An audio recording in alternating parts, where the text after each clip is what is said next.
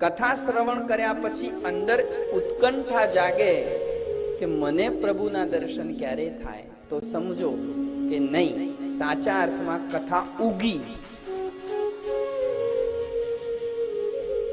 વ્યાસપીઠ તો બીજ વેરી રહ્યું છે.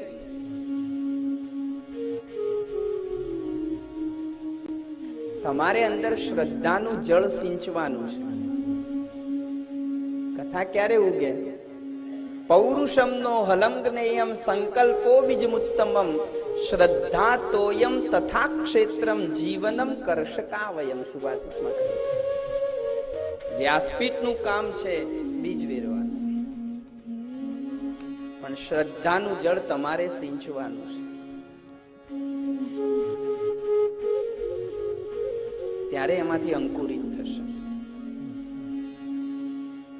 શ્રીમદ ભાગવતના મહાત્મ્યમાં કહ્યું, વિશ્વાસો ગુરુ વાક્યેષુ સ્વસ્મિન દીનત્વ ભાવના મનોદોષ જયશ્ચૈવ કથાયામ નિશ્ચલામતિ. કથા ક્યારે ફળે છે યાદ રાખો. આજે આપણે આટલી બધી કથાઓ લોકો સાંભળે છે, આપણે સાંભળી નાખીએ છીએ, પણ એનું પરિણામ નથી દેખાતું આપણા જીવનમાં. એનું કારણ પહેલા જ નંબરમાં કહ્યું, વિશ્વાસો ગુરુ વાક્યેષુ. વ્યાસપીઠ ઉપરથી જે કંઈ પણ કહેવાય રહ્યું છે તેના શબ્દ ઉપર વિશ્વાસ નથી.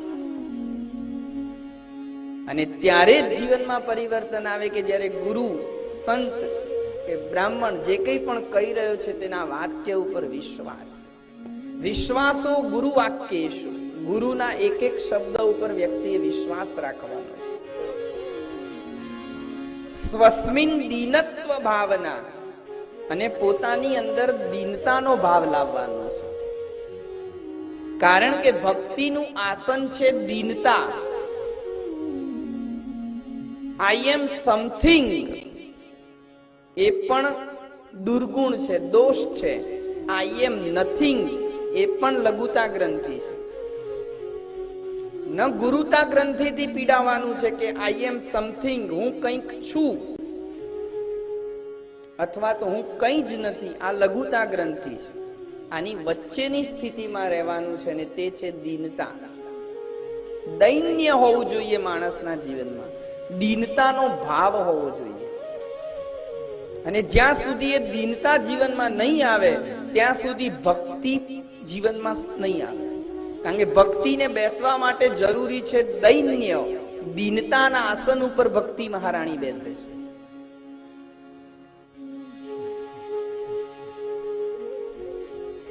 મનોદોષ જયશ્ચૈવ, અને મનના જે દુર્ગુણો છે એના ઉપર ધીરે ધીરે ધીરે કરીને વિજય મેળવવાનો છે.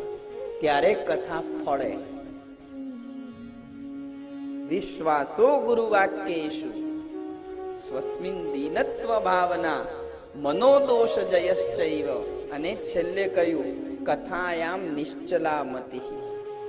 કથાની અંદર નિશ્ચલતા ભરી મતિ સ્થિર કરવાની છે. ભગવાનની કથામાં જ્યારે આવો ત્યારે એટલું યાદ રાખવાનું છે કે અહંકાર અને બુદ્ધિના જોડા બહાર ઉતારીને અંદર પ્રવેશ કરવાનો છે. જો અહંકાર અને બુદ્ધિના જોડા પહેરીને અંદર આવ્યા, કઈ લઈને નહીં જાઓ.